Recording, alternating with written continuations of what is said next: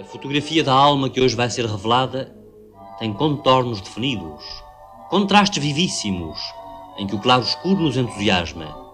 Espírito brilhante, cultura e perfeito domínio de uma técnica, sensibilidade admirável e, além de tudo, excepcionais dotes naturais que permitem esse divino dom que é o seu perfeito instrumento vocal. Sem alardes de mestre, pode afirmar-se que o artista, que dentro em pouco vai entrar em sua casa, tem ensinado a beleza da língua pátria a quantos foi possível escutar a sua dição impecável. Se o calor do entusiasmo costuma tocar-vos, se gostam de tributar aplauso a quem vos deu emoção, mesmo na intimidade do lar, não deixem de aplaudir quando a cortina correr e eu vos apresentar João Vilaret.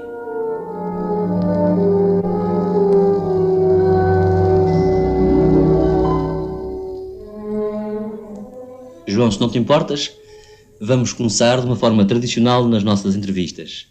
É que os nossos ouvintes são colecionadores de datas e gostam de saber sempre o dia do aniversário dos nossos artistas. Muitas vezes, até na altura própria, lembram-se e recebemos um telegrama de um ignorado, de um desconhecido. Não te importas dizer o dia do teu nascimento? Ora é essa. Dia 10 de maio de 1913. E nem sequer esconde o ano, vem, bons amigos ouvintes. 1913. 41 anos. 41 anos. É lindos 41 anos. Maravilhosos 41 anos que ninguém dirá que são 41 anos. João, parece-me que realmente o teu início de vida, quer dizer, o teu início de carreira, não era dirigido para o teatro, pois não? Sempre foi dirigido para o teatro. Mas disseram-me que tinhas começado a estudar com outra Isso ideia. Estudei muito mal. Porque eu sempre tive a ideia e nunca soube fazer mais nada senão teatro. Mesmo já em pequeno? É tanto assim que aos 14 anos abandonei os estudos para entrar no Conservatório Nacional de Teatro. Mas o teu pai gostava que fosse outra coisa? O meu pai, infelizmente, não soube ainda dessa minha decisão porque quando ele morreu eu tinha apenas 8 anos de idade. Sabia que eu já tinha realmente uma vocação para o teatro. Note-se, para o teatro, que se tinha manifestado nessa altura de uma maneira muito curiosa, principalmente hoje pelo meu aspecto físico. Porque eu comecei por dançar. Foi a minha primeira manifestação, foi a dança. Ah, sim? É, dançava todas as danças que via e reproduzia-as com uma tremenda facilidade. Aliás, o teu físico não influiu nada. Eu lembro-me que em vários trabalhos em que te vi, até mesmo naquelas revistinhas que se faziam então no Teatro Nacional Dona Maria II, e depois nas tuas coisas de musical, tu és de uma leveza extraordinária. Acho que não veio agora a propósito de falar do físico. Uma leveza aparente. Uma leveza real, real porque te mexes extraordinariamente bem. Sim, não há dúvida nenhuma, mas tu não calculas como é que eu fico depois dessas levezas. Realmente é assim. É. Portanto, foste para o conservatório com que idade? Eu não tinha ainda 15 anos, saí do conservatório com 18 anos. Chegaste a acabar o curso? Acabei o curso sem distinção, sem louvores e sem prémios. Ainda bem? Ainda bem, nem ainda mal. Não tenho hoje já a amargura, nem nunca a tive de poder lembrar-me disso realmente com um aspecto desagradável da minha vida, porque realmente recebi o prémio cá fora. O melhor prémio? O prémio do agrado do público. Com certeza que sim. Estreaste no Teatro Nacional? No Teatro Nacional, sim. Lembras-te em que ano? Em 1931. A tua memória, afinal, é um caso espantoso. Toda a gente se admira quando tu fazes um recital que preenche um espetáculo. Como consegues fazer todo aquele trabalho sem ponto, sem pessoa que te esteja a ajudar? Até sim, sem controle. Nesta peça que fazias agora, Esta Noite Choveu Prata, era uma coisa que admirava o público, é que realmente trabalhavas sem ponto. Eu não sei trabalhar com ponto porque acho que o ponto, de resto ainda há pouco tempo houve uma artista, Germaine Monteiro, que esteve em Madrid, que se recusou a trabalhar com ponto. É. E eu acho que realmente nas condições de vida em que, por exemplo, o artista português trabalha, é muito difícil trabalhar sem ponto, visto que nós somos obrigados a mudar de cartaz com muita facilidade. E ensaiar uma peça em 8 ou 10 dias. E eu não posso censurar os meus colegas de não poderem prescindir desse auxílio, se bem que muitos deles sejam grandes profissionais e que estudem. Mas há também uma parte chamada de nervos, que obriga realmente a uma contenção tal, que se souberem que não está uma pessoa lá para, num caso desesperado, os salvar, isso ainda podia ajudar mais ao seu nervosismo. Eu é o contrário, eu se souber que tenho lá uma pessoa para me contar fico mais nervoso, de maneira que tenho que saber, mas isso é uma questão idiosincrásica, não é mais nada. João, vamos apelar ainda para as tuas recordações. Lembras-te qual foi o trabalho de teatro que mais gostaste de interpretar? Isso sinceramente ainda parece-me que ainda não chegou. Tenho tido muitos trabalhos que me têm dado realmente uma grande satisfação artística e uma grande satisfação pessoal, mas ainda estão muito longe de ser aquilo que eu penso que possa ser, não é? Em todo caso, realmente houve 2 ou 3 trabalhos que eu gosto mais do que os outros. Não vale a pena estar a falar nisso. Não queres recordar? Não sei, uma talvez. Das tuas interpretações que melhor recordação te deixasse... Bem, ultimamente Esta Noite Choveu Prata foi talvez uma das peças que mais me tem realmente trazer verdade. satisfação artística pela possibilidade até de representar 3 papéis na mesma peça, não é? Sim. Mas, por exemplo, há outras que eu não posso esquecer, por exemplo, Cadáver Vivo, Onde eu tive o prazer de colaborar. e outra que eu também trabalhei contigo, que também foi um grande sucesso nosso, e da Maria Lalanda, Miss Bá. É verdade que sim. E foi realmente uma das obras de conjunto de interpretação mais dignas que se têm feito no teatro português. Aliás, parece-me que a melhor companhia dos últimos anos... Sem dúvida. Eram os nossos comediantes de Lisboa. Pena não terem desaparecido Pois assim. é, mas o que é que a gente vai fazer? Não podemos passar a vida a chorar o leite derramado, como dizia a Eva Todor. Olha, João, há um curioso aspecto que eu gostava de focar. Tu, evidentemente, podes considerar-te, com toda a justiça, como o ator com maiores possibilidades para qualquer género. Em todo caso, gostaria de saber se te sentes melhor num ou noutro género. Quer dizer, preferes ser recitador, preferes ser artista de musical, preferes trabalhar numa companhia em conjunto, ou no fundo gostas de trabalhar aqui e acolá e variar constantemente, sem uma preferência nítida? Sim, preferências nítidas, evidentemente que tenho uma preferência nítida, eu sou ator antes de mais nada, não é? Essa parte minha de artista de musical e de recitador não são mais que subdivisões de uma maternidade artística que é o ator. O ator, desde que é ator a própria palavra o diz, tem que ser um ser muito adaptável e um ser que tem que trabalhar em muitos géneros. Eu, mercê das circunstâncias, tenho que apelar muitas vezes para o trabalho sozinho, porque tu sabes bem realmente como às vezes é difícil criar uma companhia e fazer um trabalho de conjunto.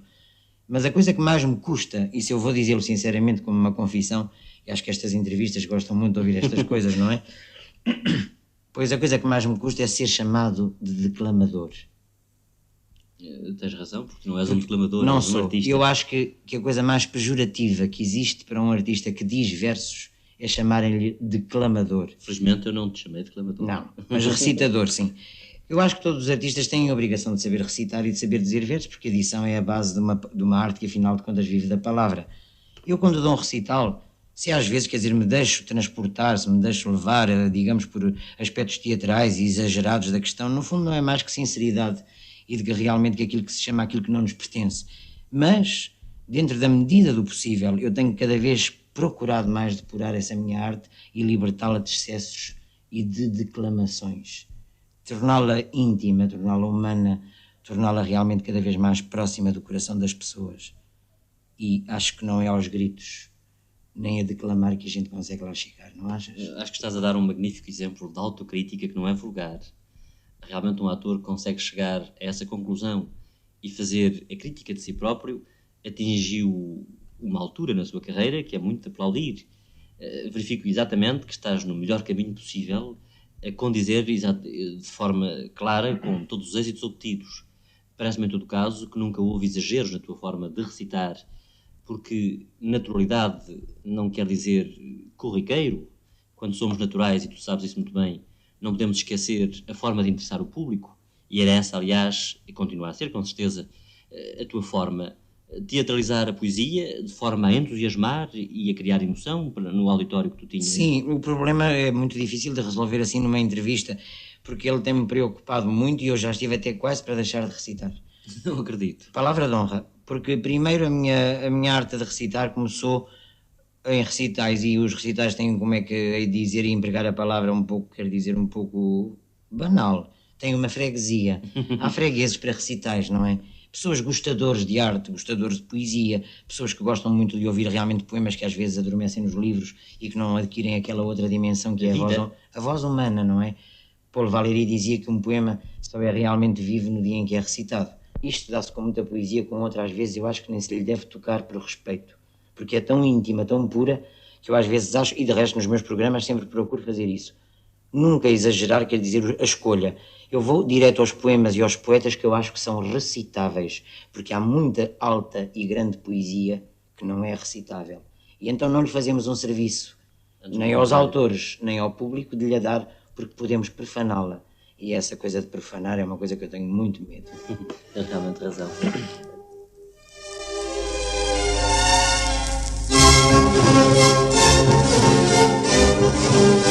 João, continuamos esta conversa que está a ser adorável para aqueles que nos escutam e que não fazes ideia o que isto representa em repercussão, que há milhares e milhares de pessoas que estão neste momento bem perto do receptor a ouvir todas as palavras que tu dizes. Queria saber um pouco de ti próprio, dos teus gostos, das tuas predileções. Em música, qual é o teu autor preferido? Bem, eu gosto muito de música. Música, no fundo, para mim, é a base de toda a arte. Sem música não há artistas. É por isso que às vezes é muito difícil encontrar e prender o público certos artistas que não têm ouvido. Porque como não têm ouvido, não têm o sentido da melodia. E a melodia, no fundo, é uma grande condução. Mas voltando outra vez à tua pergunta, antes de mais nada, evidentemente todos os clássicos são os que me interessam mais. Mas deve talvez haver um que te emociona particularmente. Sim, sem dúvida nenhuma. Isso às vezes pode ser tomado como um pouco de snobismo, mas não é. Bach é sem dúvida nenhuma o autor que mais me... Não sei porque é que há de ser tomado Porque, por sim, snobismo. porque há muitas vezes eu acho que está muito banalizada esta coisa quando se quer parecer muito expert em música, que é uma coisa que eu não sou. Eu gosto evidentemente muito de música, mas não me posso atribuir a minha crítica da própria música. Gostas da música porque ela te toca? Pois claro. E uma opinião é a coisa mais sincera. Eu falo de música e de pintura como falo de literatura. Se amanhã eu for falar de teatro, aí já a minha opinião tem circunstância, porque eu tenho a obrigação de dar uma opinião autorizada. Quer dizer, eu agora a falar de música estou a falar positivamente no plano de vista do senhor que gosta de música e de mais nada. Mas Pois é esse Bach, o mais sincero. exatamente. Bach, Mozart, Debussy, Bela Bartók entre os modernos, Sim. Stravinsky, o grande Manuel de Falha e, meu Deus, tantos e tantos outros. Olha, há um que eu não gosto muito e sinceramente eu vou dizer, é Chopin. Demasiado... Não sei porquê, não posso explicar. Não falaste da Beethoven. Ah sim, mas Beethoven é um deus da música e um gênio que não se pode discutir, não é? Evidentemente Achaste não é... bem que eu te recordasse Sim, Beethoven? mas não é por isso, é que eu também vou dizer sinceramente, não é o músico que mais me toca, se bem que seja um músico que tem a minha inteira admiração, sobretudo pela mensagem tremenda que a sua obra deixou ao mundo, sem dúvida nenhuma. E com aquela sua quinta sinfonia que atingiu A quinta e a nona e todas. todas. Não se pode estar a especificar. João, desculpa agora esta pergunta que parece que não vem nada a propósito. Qual é a falta humana em que tu tens mais tendência para perdoar? É complicado. Bem, é complicado e vou dizer uma coisa. Eu que tenho tantas faltas humanas, meia culpa, acho que nós humanos só devemos realmente procurar compreender as faltas dos outros. E não ter uma especialidade de realmente dizer aquela é que eu acho que é mais fácil de perdoar ou aquela é mais difícil. Todos nós temos muitas faltas e acho que a melhor maneira de perdoar aos outros é reconhecê-las em nós. Realmente é assim. Qual é o teu herói literário? Ai, se heróis literários tenho muitos, não há dúvida Mas nenhuma. tens uma admiração superior. Mas herói literário quer dizer dentro do ponto de vista de criação De do ficção, autor. de criação do autor, de ficção. Não sei, mas é tão difícil, há tantos que me têm tocado. Não sei, algumas personagens do Dostoiévski, tantas e tantas figuras do Balzac, tantas e tantas figuras do Marcel Proust, La Recherche du Temps Perdu, tantas na obra do Essa de Queiroz, de Camilo. Quer dizer, em todo o caso, gostaria, para dar a entender bem ao nosso ouvinte um bocadinho da tua sensibilidade, se te inclinarias mais para um Dom Quixote ou se, pelo contrário... Para o Sancho Panza, com certeza que não. Para o Sancho Panza, isso posso já arrumar as malas, porque não? Mas agora o Dom Quixote, sim, é uma figura extraordinária. Mas olha, por exemplo, vou-te dizer, na ficção literária, aqui está... Ela não é o Hamlet. Não, o Hamlet não, mas por exemplo, dentro do plano de vista português, bem sei que não é uma criação propriamente de um romancista, é uma criação da tradição e do povo, mas por exemplo, uma figura extraordinária para mim é o Bandarra. Ah, sim, excepcional, de crítica. Sim, uma figura extraordinária e que eu tenho pena que realmente um grande poeta, um grande dramaturgo ainda não a tivessem tratado. E saindo do domínio da ficção, um herói da vida real, um herói da história que tenha fixado, pelo qual tenhas uma admiração? Isso de heróis da história, não sei, tenho a impressão que é tão difícil a gente realmente escolher. E quando digo herói, julgar. evidentemente não estou a referir-me a atos de heroicidade pura. Podes considerar herói, que sei lá, um Pasteur, um Einstein. Mas então nós temos uma história tão cheia de heroísmos, tão cheia de belezas, não é? Tantos heróis que tivemos na nossa história, não sei. Não te queres debruçar sobre um? Não vale a pena agora estarmos a falar disso. Com certeza que sim, João. Diz-me, dos países imensos que tens visitado, qual é aquele em que mais gostaste de estar? Não como artista, mas como turista? Bem, um dos que mais me impressionou foi sem dúvida a Itália. Aí realmente é o teu acho que a Itália realmente, sim, acho que a Itália é realmente um país extraordinário. Cada recanto um motivo histórico. Eu gostaria muito de poder estar muito tempo na Itália, porque acho que realmente para de resto Diaghilev, que como tu sabes foi um artista espantoso sem fazer nada, fazendo tudo, não é? Ele ainda, por exemplo, há pouco tempo eu estava a ler um livro do Serge Liffard que chama 6 ans avec Diaghilev, e em que ele diz esta coisa extraordinária. Quando o Diaghilev sentia qualquer coisa de arte num dos seus artistas, qualquer possibilidade de grande criação, a primeira coisa que ele lhe fazia era mandá-lo fazer um estágio na Itália. E que belo estágio. Principalmente Veneza, Florença, admirável, Florença. Roma, enfim, toda aquela Itália maravilhosa, não é? E ele sentia como necessidade, quer dizer, como necessidade de contacto, de património, de moldagem. De moldagem, não é verdade? Ele sentia que era preciso que os artistas estivessem ali em contacto com a beleza extraordinária, e é por isso que o povo italiano é tão extraordinário, porque é impossível realmente não ser eufórico, simpático, como eles são comunicativos, com tanta beleza à sua volta. Só assim é que se consegue realmente ressurgir de coisas tão dramáticas como a Itália. Sim, e sair bem das suas sair crises. bem, sair cada vez mais maravilhosa. Nós temos hoje em vista o que é a moderna arte italiana, por exemplo, o cinema italiano, que tem estado a dar uma lição ao mundo de beleza, de mesmo humanidade. aos próprios americanos. E de que maneira? Bem, os americanos aqui para nós sempre tiveram muito que aprender, não é? Aliás, parece-me até que a indústria cinematográfica americana foi sempre feita à base de estrangeiros importados. De importação. Os americanos têm o seu valor, por exemplo, têm o valor de contarem com um público enorme, de contarem realmente com uma força extraordinária que é o dólar, e dessas coisas todas, mas meu Deus, nós sabemos bem quantos artistas foram para a América e que venderam a alma ao diabo. O diabo me desculpe. João, queres recordar aquele momento que te agradou mais na tua vida de artista até hoje? Será possível? Não sei dizer, porque tenho tido momentos muito gratos. Pensei e muito que tens grandes momentos na minha culminantes vida. constantes. Culminantes não direi, mas não é. Mas há momentos tão gratos para mim, realmente, em que eu me sinto tão recompensado de todas as coisas boas ou más que me possam ter acontecido. Não queres recordar em todo caso? Em todo caso, não sei. O dia talvez da minha estreia em Luanda, quando fui lá em 1950. Eu realmente senti no final do espetáculo que o público me queria dizer mais qualquer coisa que aplaudir-me, não é? Sentia que eu lhe levava qualquer coisa de muito íntimo, de muito nosso, não é? Através dos poetas portugueses que eu lhes disse. E foi realmente uma emoção coletiva, se assim se pode chamar. Quer dizer, foi um espetáculo que não me pertenceu a mim próprio, mas a todos os que estavam lá. Não me digas que estás já a viver uma saudade da África e por isso vais voltar breve. Sim, vou já voltar agora, mas enfim, já passaram 4 anos sobre isso. Mas eu não... Bem, no Brasil tive noites inolvidáveis. Em Portugal, meu Deus, não é bom a gente falar nessas coisas, porque não é bonito nós estarmos a... É tão vaidoso falar dessas coisas, não é? Eu procuro realmente não ser vaidoso, porque acho que é uma forma muito feia. A propósito, qual é o pior defeito que tu consideras na vida? Já o disse uma vez numa entrevista, a inconsciência convencida. E agora mais uma pergunta um pouco idiota, mas que dá um bocadinho o contraste desta conversa que estamos a ter. Na tua opinião, qual é, a teu ver, o cúmulo da miséria? É mesmo a inconsciência. Tudo que faz parte da vida humana e que as pessoas pensam que realmente que é uma beleza, que é extraordinário, que é realmente maravilhoso e que no fundo não sabem que é uma desgraça, que é feio, me parece a forma mais miserável do homem. Tens razão. João, ainda gostava de completar.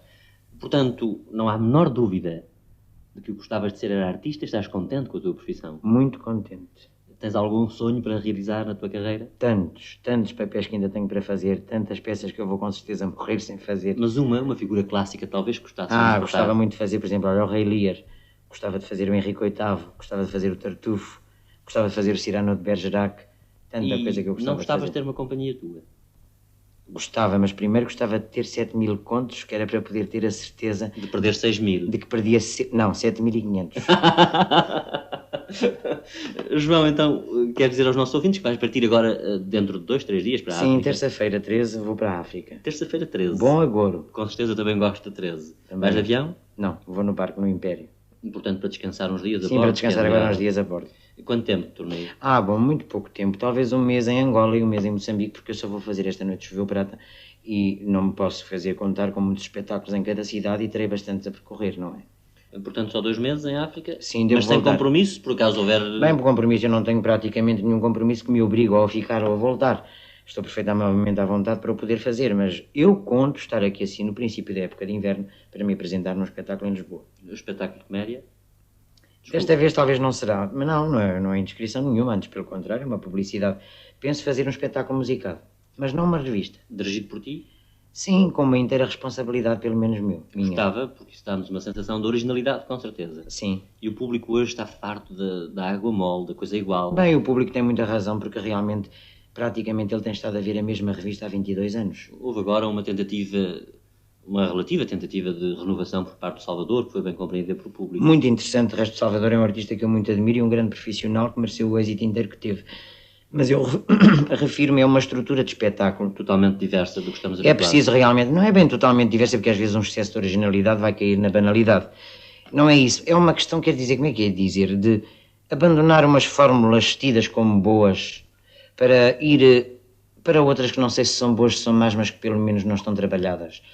A revista portuguesa precisa de uma convolução, chamemos-lhe assim, como há 28 anos teve quando Amarante pela primeira vez pôs a água a pé no Teatro Avenida. E ficou um ano em cena. E que foi, ainda hoje estamos a viver, quer dizer, hoje as revistas que nós vemos no fundo é a água a pé. É a linha geral. É a linha estabelecida por aquela revista que trouxe de novo o bailado, trouxe o figurino, trouxe a arte do Francis, trouxe um músico que hoje é o Frederico de Freitas, trouxe um figurinista como José Barbosa, enfim... Pode-se dizer que foi uma renovação total e completa no espetáculo musical e o êxito foi tão grande que depois deu toda a transformação que se veio para aqui. Muita gente atribui, por exemplo, a Eva Staquino, que veio ela que veio renovar a revista. A Eva Staquino não veio mais trazer plumas, que era uma coisa que a gente não tinha. Talvez plumas e paetês. Posso encontrar um pouco de tentativa de renovação de parte do Piero. Sim, o Piero foi realmente um elemento extraordinário e que também muito se sacrificou e que muito amou o teatro português, coitado, que teve muito má paga com isso, porque a vida não lhe correu bem. E aliás, não tinha talvez o equilíbrio comercial indispensável. Mas isso, a um artista nunca se pode pedir um equilíbrio muito comercial, porque isso acho que não está muito certo. Às vezes, enfim, há artistas que têm realmente as duas modalidades, mas eu não acho, porque conheço tantos grandes artistas lá fora e com possibilidades extraordinárias, quer dizer, de ganhos que nós não temos cá, e que de vez em quando também têm momentos muito amargos na sua vida. Chegaste a fazer no Brasil a peça Esta Noite Choveu Prata? Não cheguei. Não tencionas fazê-la lá? Não sei se farei, porque a peça está sendo feita pelo Procópio Ferreira, que é o criador lá, e não sei se ele terá realmente a prioridade, uma exclusividade de representação. No entanto, gostaria imenso de mostrar ao público do Brasil aquilo que eu fiz cá, não é? João, desculpa, vou atrever-me a pedir-te uma coisa. Se não puderes ou não quiseres, não faças. Há muita gente que ainda não conseguiu talvez ver Esta Noite Choveu Prata. Não queres dar um bocadinho só? Eu já dei pela rádio e não é preciso ter uma preparação para fazer qualquer, porque tu sabes, como tu viste, a peça tem 3 papéis e é muito difícil, assim quer dizer, de momento, sem ter uma preparação, eu lançar-me em qualquer deles. Com certeza. Porque realmente qualquer deles tem, quer dizer, tem tantas modalidades dentro das certas nuances. Certas nuances que eu agora aqui propriamente, quer dizer, não te posso escolher uma delas sem uma preparação que não tenho. Então peço desculpa. Não, mas posso dizer um poema qualquer para substituir isso, não é? Com certeza, fica sempre bem substituído, que o público adora ouvir-te. É um poema pequeno e simples, não é? Vou dizer Canção Grata de Carlos Queiroz.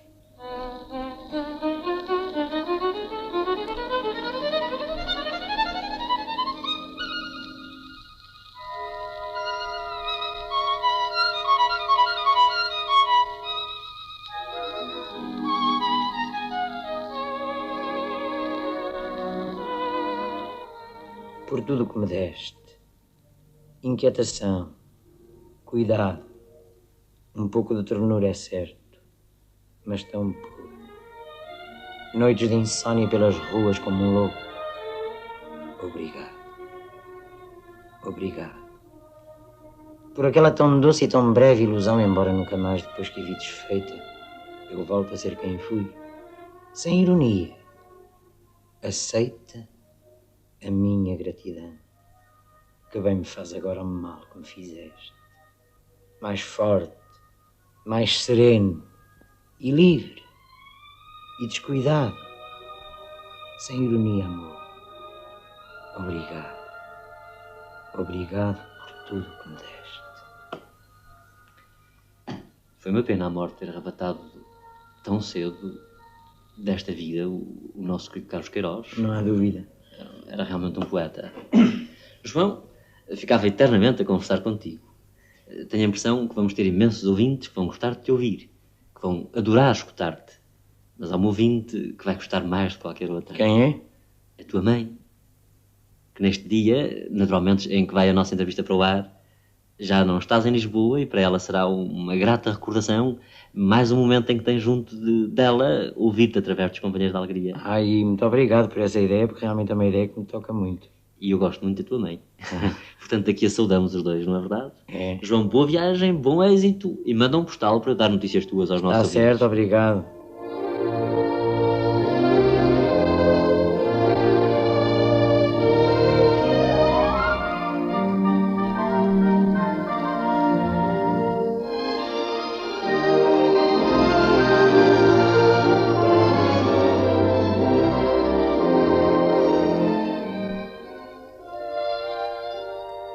Em cada cérebro fica largo motivo para discussão.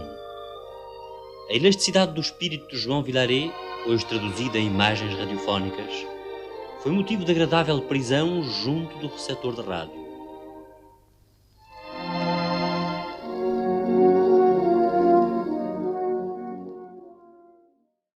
Há sensibilidade de quantos recordam saudosamente João Vilaret, e há curiosidade estudiosa dos que se interessam pelo doloroso ciclo evolutivo dos últimos anos de vida do grande artista.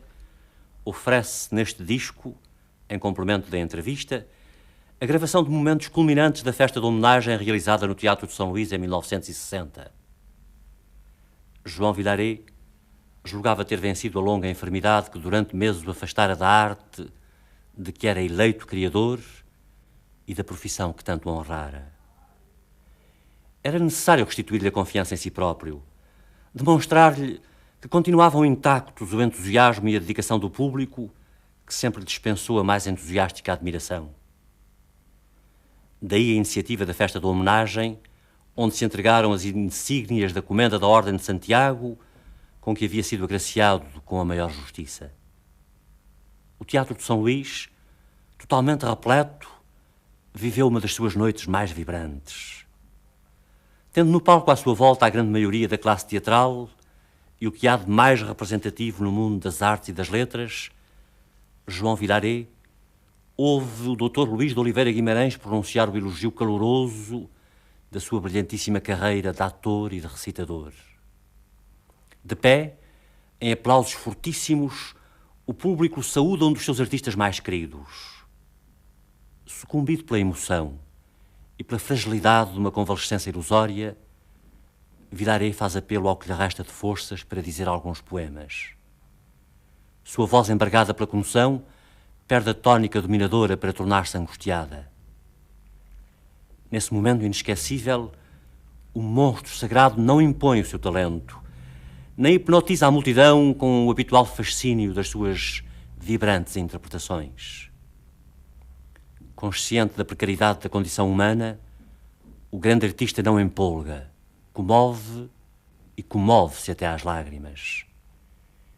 É a ruptura do equilíbrio entre o domínio cerebral e o sentimento.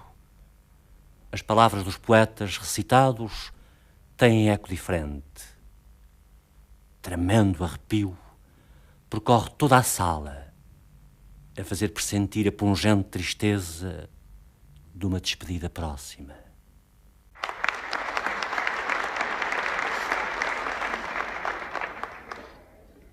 Foi-me atribuído neste ato o papel de saudar, em nome dos autores, o festejado desta noite, João Henrique Vilaret.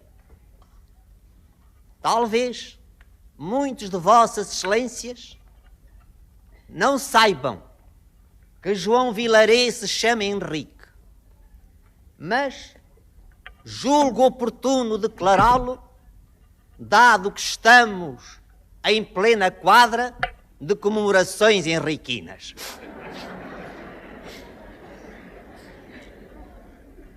Este ato de consagração não pode deixar de ser agradável a todos e designadamente aos autores, a quem nunca são indiferentes os êxitos e as glórias dos seus intérpretes.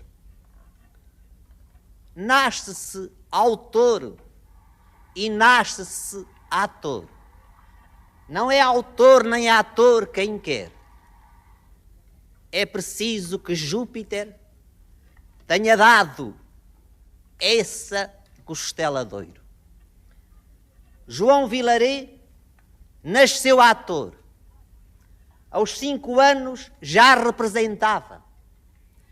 O seu curso do liceu foi, como ele próprio diz, com um certo dublessan, um curso essencialmente dramático.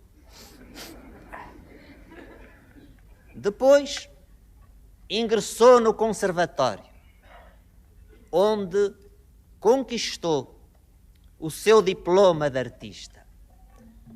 É, porém, no palco que os atores prestam as suas provas ante esse grande mestre que é o público. E logo, nas primeiras provas prestadas por João Vilaré, interpretando a figura de Fernão Vasques, da Leonor Teles, de Marcelino de Mesquita, João Vilaré permitiu que nós adivinhássemos a bela carreira que ele efetivamente veio a ter. Desde essa noite, no Nacional, há 29 anos, como o tempo passa. João Vilaré, em quantas peças, do drama à comédia, da opereta à revista, quantas peças, quantos recitais em que a poesia disse-se transformada em ação, e quantos êxitos.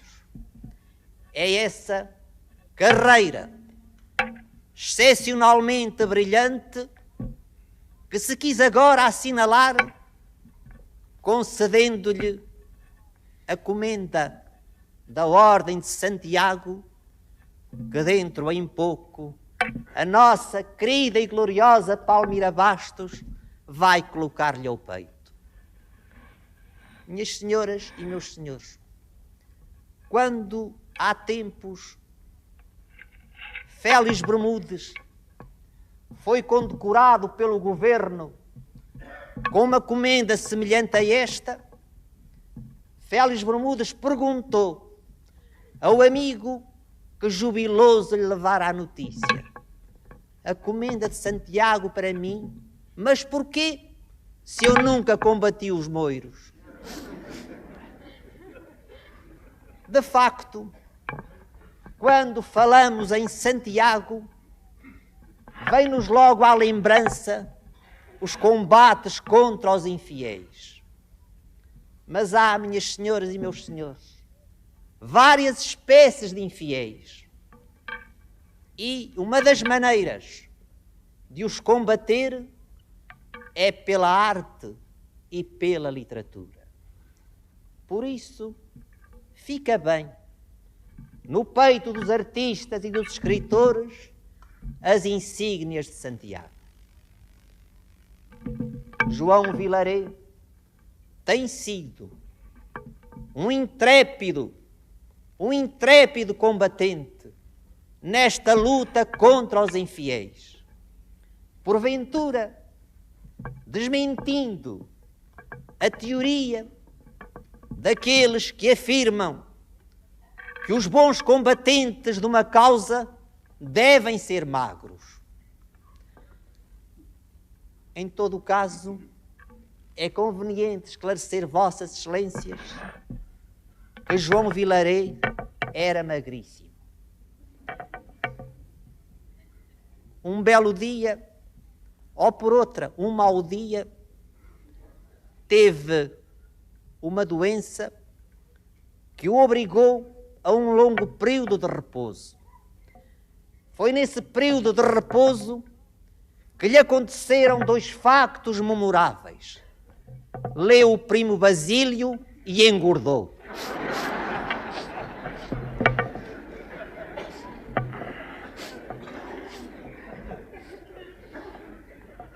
Nós temos, minhas senhoras e meus senhores, nós temos uma notável tradição de excelentes atores gordos. Lembremos-nos de Augusto Rosa, de Chabi, de Joaquim Costa, de Augusto de Melo, do velho Cardoso do ginásio. Dir-se-ia que o destino, engordando João Vilaré, quis que ele continuasse esta robusta e brilhante tradição. Aqui lhe trago, meu caro João Vilaré, as saudações dos autores, não apenas dos autores teatrais, mas daqueles autores cujos versos a sua maravilhosa arte de declamador, tem espalhado por toda a parte, como quem espalha abraçadas rosas. Aqui lhe trago as saudações de todos os autores e os votos que todos formulamos pela sua saúde. Minhas senhoras e meus senhores, dizia Dom João V que não havia festividade se não tivesse sacerdote e bênção divina. Para nada faltar a esta festa, ela até tem um sacerdote, o doutor Raul Machado, que ele nos lança a sua bênção.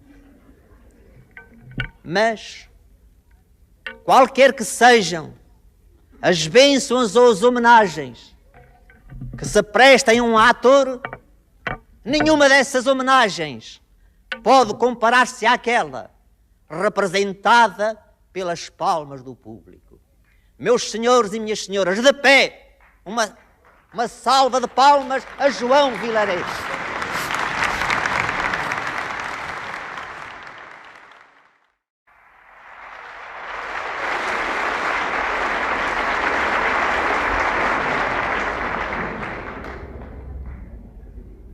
De Luís de Camões, 3 sonetos de amor. 7 anos de pastor Jacó servia, amor é um fogo que arde sem se ver, e a alma minha gentil que te partiste. Amor é um fogo que arde sem se ver, é ferida que dói e não se sente, é um contentamento descontente, é dor que desatina sem doer, é um não querer mais que bem querer, é solitário andar por entre a gente, é um não contentar-se de contente, é cuidar que se ganha em se perder, é um estar-se preso por vontade, é servir a quem vence o vencedor, é ter com quem nos mata a lealdade. Mas como causar pode o seu favor nos mortais corações conformidade, sendo assim tão contrário mesmo amor? 7 anos de pastor Jacó servia Labão, pai de Raquel, serrana dela, mas não servia ao pai, servia a ela, que a ela só por prémio pretendia. Os dias, na esperança de um só dia, passava contentando-se com vê-la, porém o pai, usando de cautela, em lugar de Raquel, lhe dava Lia. Vendo o triste pastor que com enganos assim lhe era negada a sua pastora, como se a não tivera merecida, começou a servir outros 7 anos, dizendo: mais servira, se não fora para tão longo amor, tão curta a vida. Alma minha gentil, que te partiste tão cedo desta vida descontente, repousa lá no céu eternamente, herida eu cá na terra, sempre triste. Se lá no assento etéreo onde subiste, memória desta vida se consente, não esqueças nunca aquele amor ardente que já nos olhos meus tão puro viste. E se vir que pode merecer-te alguma coisa, a dor que me ficou da mágoa sem remédio de perder-te, roga a Deus que teus anos encurtou, que tão cedo de cá me leve a ver-te, quão cedo dos meus olhos te levou.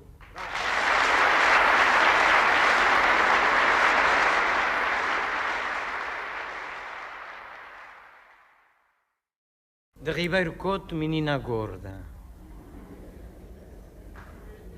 Esta menina gorda, gorda, gorda, tem um pequenino coração sentimental. Seu rosto é redondo, redondo, redondo, toda ela redonda, redonda, redonda, e uns olhinhos estão no fundo a brilhar. é menina e moça. Terá 15 anos. Umas velhas amigas de sua mamãe dizem sempre que a encontram no êxtase longo. Como esta menina está gorda, bonita.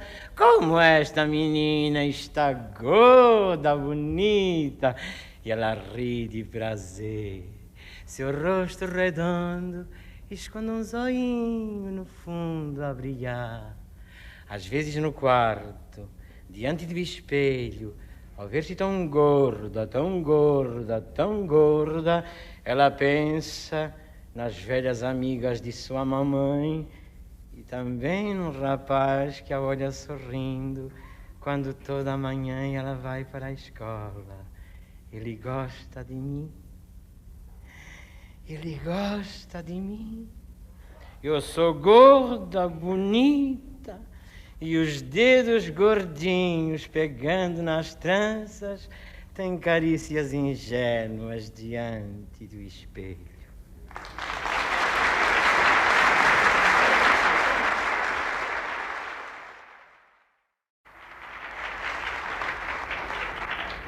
E para terminar, os 3 poemas de Fernando Pessoa, Dona Filipa, Dom Denise e o Mostrengo.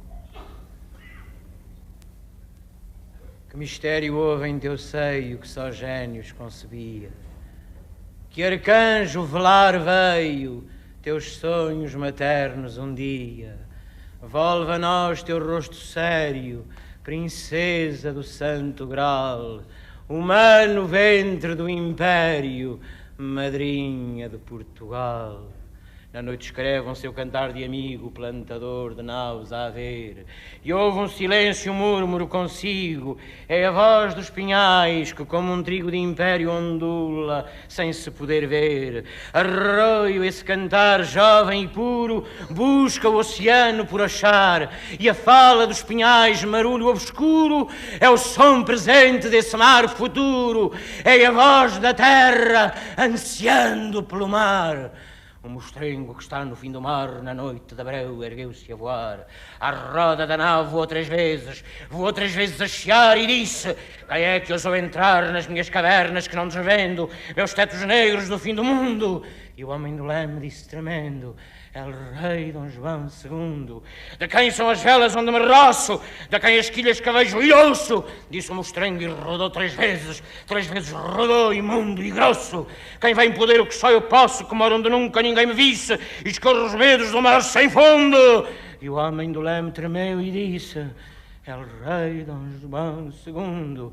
3 vezes do leme as mãos ergueu, 3 vezes ao leme repreendeu, e disse no fim de temer 3 vezes: aqui ao leme sou mais do que eu, sou um povo que quer o mar que é teu, e mais que o mostrengo que minha alma teme e roda nas trevas do fim do mundo, manda a vontade que me ata ao leme del Rei Dom João II.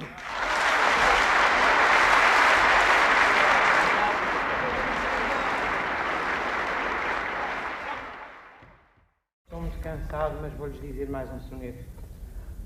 De Manuel Bandeira.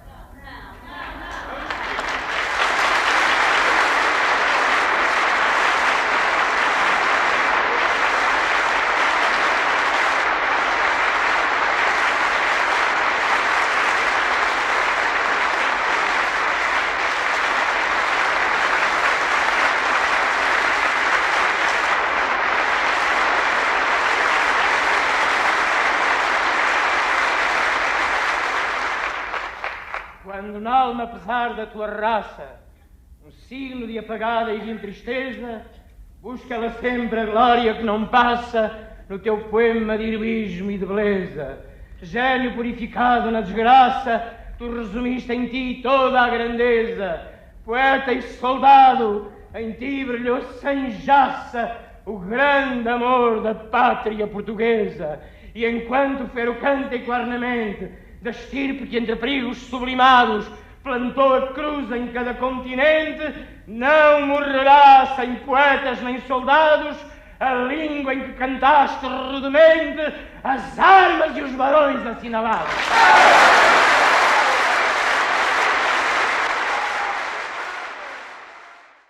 Não quero terminar a noite de hoje sem uma palavra de agradecimento.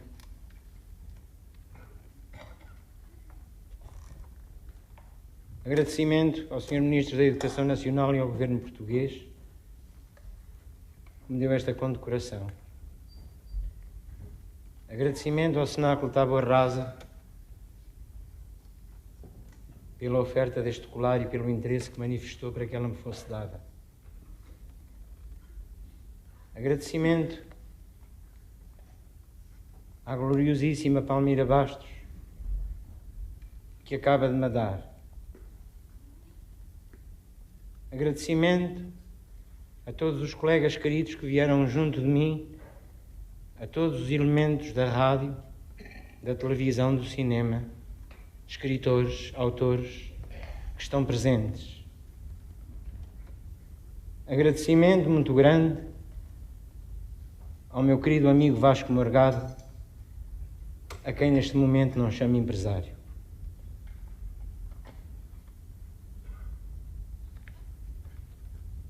E permitam-me que destaque a presença de alguém que me ensinou, da Amélia Rei Colasso.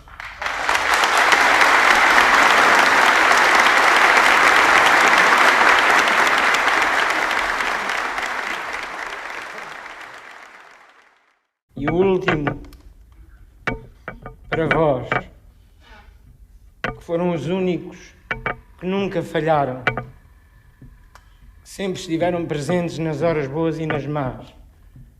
Mesmo quando eu estava ausente, sentia na rua, nos telefonemas, nos anónimos que perguntavam se eu estava melhor. Para terminar, dir-lhes-ei estes versos de Olavo Bilac que ele escreveu aos seus amigos. Se amo, padeço e sonho, a recompensa é a melhor que me dás neste agasalho. Desta ternura sobre mim suspensa, deste todo o valor de quanto vale. Não tenho aroma que vos não pertença. Vem de vós a doçura e o bem que espalho. Valemos todos pela mesma crença, na comunhão do amor e do trabalho. Operário modesto, abelha pobre, de vós e para vós o mel fabrico e abençoo a colmeia que nos cobre.